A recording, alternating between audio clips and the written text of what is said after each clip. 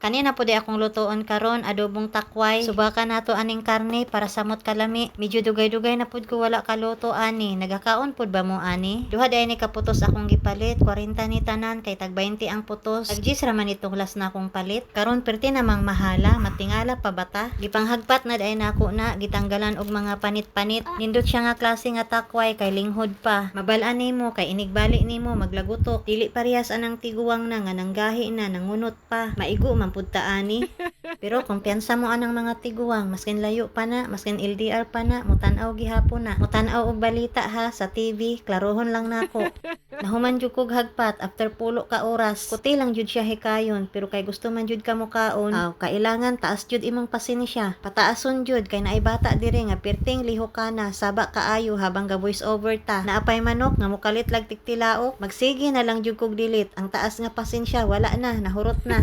Andam na day na atong mga lamas diha og kaning suba kay init naman atong kalaha, ilunod na nato. Painiton daan para dili mo dikit. Syempre, imikos-mikos insan. Nahuwasan na ba ang tanan sa nahitabo? Ako wala pa jud tawon, naa pa jud, wala pa jud natilo. Kung makadungog og saba, maskin gamay lang, magtanga dayon, abing ning uyog na pod. Pero nabilib jud ko sa among bata kay wala daw siya nahadlok. Makasanaol man ni siya oy, isog yarn.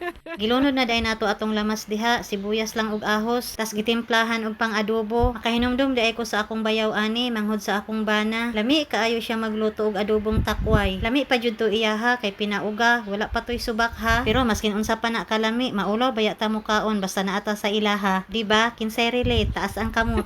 Gilunod na day nato atong gulay diha, ang takway. Isabawan lang na nako gamay kay alam nyo na naabaya mi bata, ginabahog man guna niya. Maayo pud ning bataa kay kung unsa to akong sudan, mao na pud to iyaha. Basta naalay sabaw ibahog, solve na siya. Bawal mamili, bawal maghinilas kay daghan patag utang.